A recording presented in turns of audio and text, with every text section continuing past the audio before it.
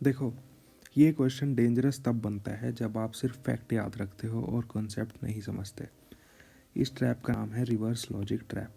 इसमें यूपीएससी ये जानना चाहता है कि आप कॉज को इफ़ेक्ट के साथ लिंक कर सकते हो या फिर आप दोनों स्टेटमेंट को इंडिपेंडेंटली ट्रीट करते हो। ठीक है। अब इसमें यूपीएससी क्या करता है कि इसमें यूपीएससी दो करेक्ट स्टेटमेंट देता है और एस्पिरेंट को कंफ्यूज करता है कि क्या बस इंडिपेंडेंट फैक्ट हैं या फिर एक दूसरे को एक्सप्लेन करते हैं ये दोनों स्टेटमेंट्स। ठीक है। अब अगर इस ट्रैप के अकॉर्डिंग दोनों स्टेटमेंट ही करेक्ट हैं तो आप इन दोनों को हटा सकते हो। ये दोनों स्टेटमेंट हो गई इनकरेक्ट, मतलब यहाँ पे आप 50% श्योरिटी पे आ जाते हो इस ट्रैप के अकॉर्डिंग, अगर आपको पता चल गया कि इस क्वेश्चन में ये ट्रैप यूज़ हो रहा है। इसके बाद गेम आता है पूरा नॉलेज का। ठीक है। अब इस क्वेश्चन के अकॉर्डिंग सबसे पहले बेसिक्स क्लियर करते हैं। आइसोथर्म्स क्या होते हैं? सिंपल लैंग्वेज में ये वो लाइंस होती हैं जो मैप पे सेम टेम्परेचर को ज्वाइन करती हैं। आइडियली ये स्ट्रेट लैटिट्यूड के अकॉर्डिंग अलोंग होनी चाहिए थी, बट रियलिटी में ये बेंड करती हैं। अब इनके बेंड होने का मतलब समझो।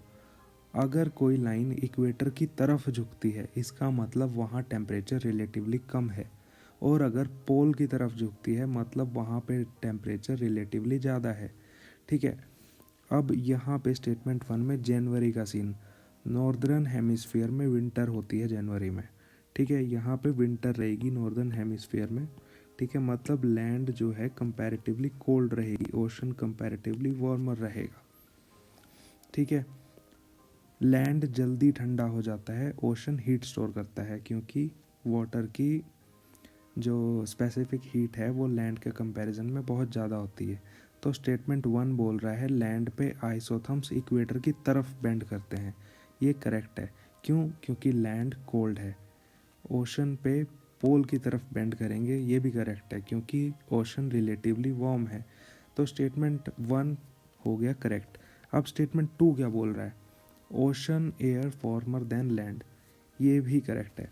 अब हमें सिर्फ ये जानना है कि स्टेटमेंट 2 स्टेटमेंट 1 को एक्सप्लेन करता है या नहीं करता है। ठीक है।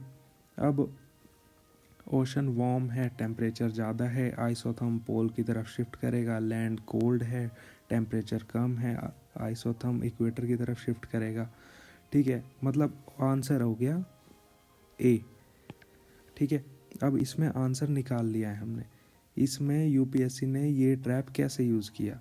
यूपीएससी ने पहले दिया इफ़ेक्ट यानी बेंडिंग, और कॉज बाद में दिया यानी टेम्परेचर डिफरेंस।